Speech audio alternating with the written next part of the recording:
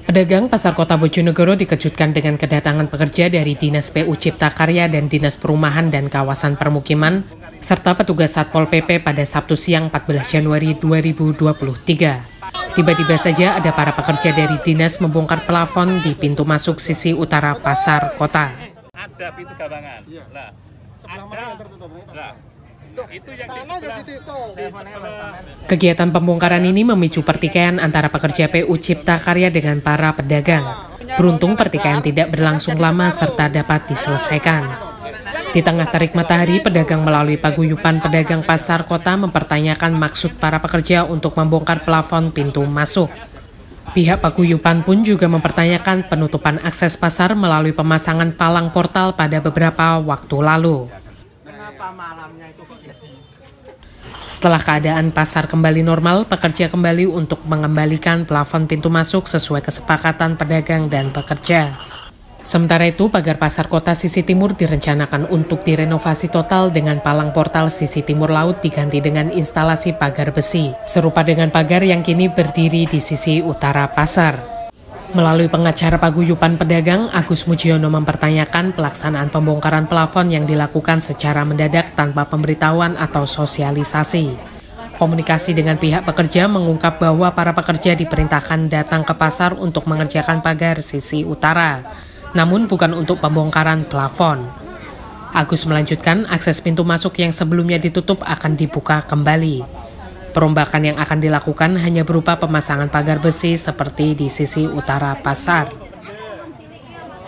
Hari ini kan kita tadi mendapat informasi dari paguyuban pedagang pasar bahwa ada dari pelaksana di lapangan, mengakunya dari Dinas PU Cipta Karya yang saat ini melakukan pembongkaran atap yang ada di pintu masuk di sebelah utara. Nah itu kan saya menanyakan terkait dengan pelaksana itu. Itu dari mana? Dari mengakunya dari PT, dari PU Cipta Karya. Berarti itu nggak ada sosialisasi? Lah makanya saya tadi juga saya tanyakan atas dasar apa mereka itu melakukan pembongkaran. Kan harus ada dasar hukumnya, harus ada perintah kerjanya, harus ada rapnya. Setelah nanti tadi pimpinannya, mungkin pimpinan dari pelaksana di lapangan itu menyampaikan tugas mereka itu hanya melaksanakan pembuatan pagar. Nah ini. Tapi kalau tadi masuk sampai bongkari atap, sampai bongkari ini kan sudah membuat resah pedagang. Nah, artinya kita tetap berupaya. Berupaya untuk meredam, dan tadi sudah komitmen dengan pelaksana di lapangan, yang pimpinannya di lapangan, bahwa nanti akan dikembalikan seperti semula. Nah, untuk yang pintu-pintu yang ditutup itu Nah, pintu-pintu yang ditutup, tadi saya juga melihat rapnya, ingin tahu rapnya. Apakah pintu-pintu yang memang akses pintu masuk itu nanti akan dikembalikan? Artinya apa? Pintu masuk yang sudah ada itu akan dikembalikan. Walaupun nanti di dalam rapnya akan dipagar pakai apa itu? Besi itu. Nah, tadi permintaan pedagang juga semacam itu. Nanti kita harapkan dari pelaksana yang di lapangan tadi juga komitmen. Gitu loh. Untuk sebelumnya dari Disperindak bagaimana Pak? Kalau Disperindak sebenarnya saat ini kelihatannya ketika kita konfirmasi, kita ajak audiensi mediasi itu tertutup. Kalau terkait dengan pagar ini tertutup Disperindak. Kepala pasar pun juga tertutup. Mungkin dia juga tidak tahu. Atau mungkin saat ini karena memang sesuai dengan agenda mungkin yang dilaksanakan kan pagar ini. Tapi tidak sampai di dalam gitu loh. Tapi kalau sampai masuk di dalam kan artinya ada pelanggaran di situ.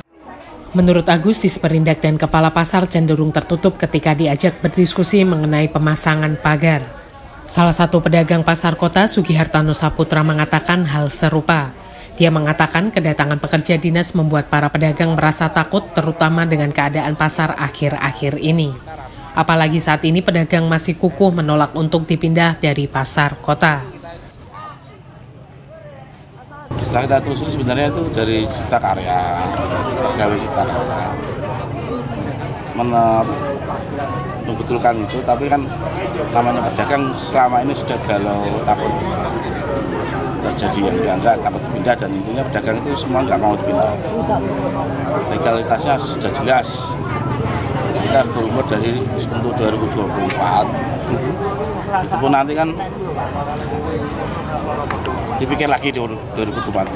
Yang penting 2024 kita tetap di sini dengan klausul atas verifikasi yang jelas. Yang apa lagi yang pembongkaran di sini itu juga satu program sama yang di depan. Sama. Iya. Gini. Kita minta juga untuk yang pagar akses masuk itu buka lagi. Seperti ini dibuka. Kita tutup semuanya. Memang mendapat penolakan dari pedagang sekitar Iya. untuk ini ada akses masalah pintu ini masalah pagar biar tidak Pertama itu, kedua kita melebar masalah akses masuk. akses masuk. Kemudian memang tidak ingin dipindahkan gitu. Tidak ingin dipindahkan. Nggak bisa toh. Bisa ya tahun 2024 itu. Iya. Itu sertifikasinya jelas. Jadi pedagang itu sudah mulai galau.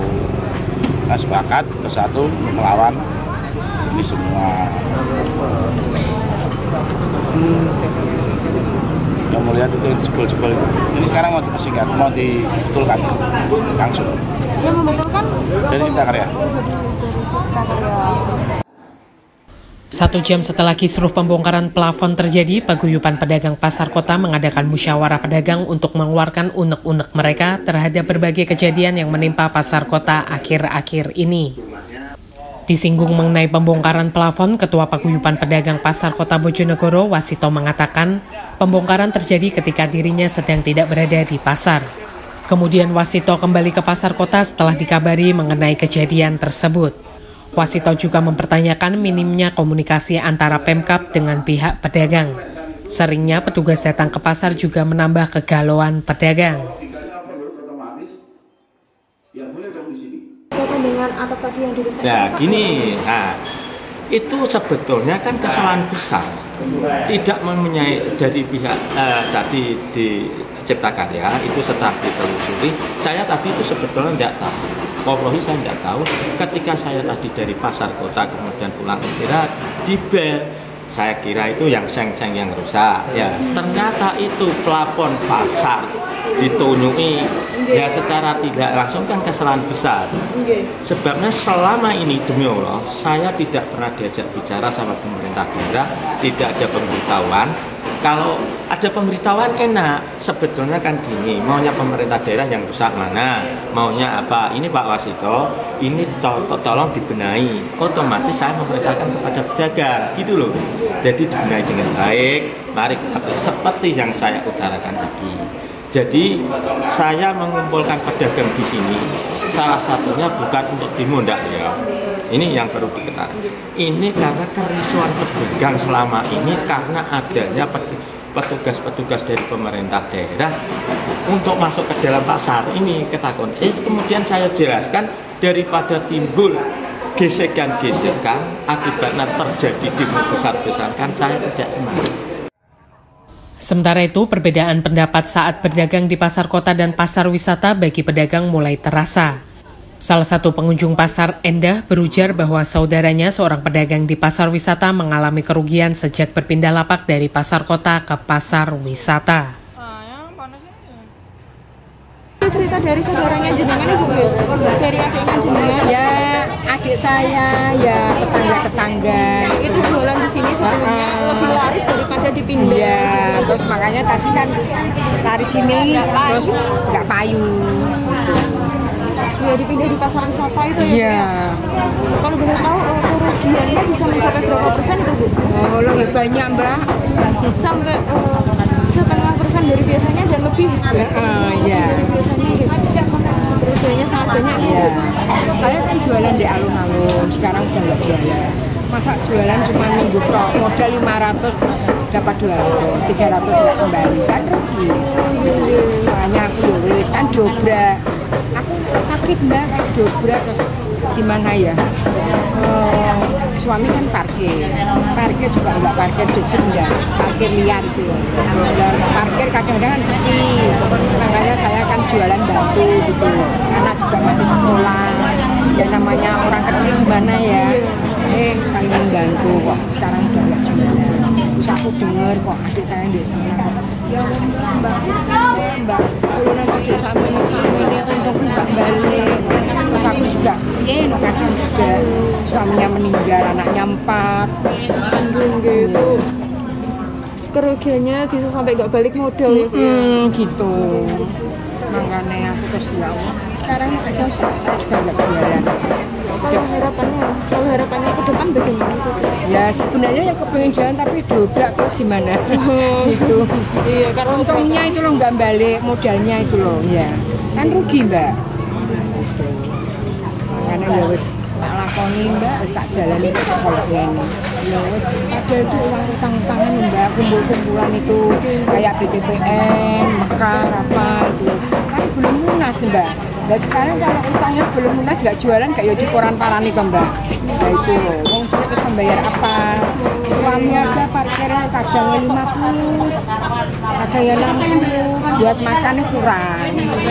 Sedangkan saya jualan juga sepi, itu anak sekolah, itu sangu. Saya mikir punya nih Mbak, alah kalau cocok aja, bukan aku sendirian, cuman gitu. Yana Dwi Kurnia, Rahul Oskara Duta, Yuan Edo, Bojonegoro.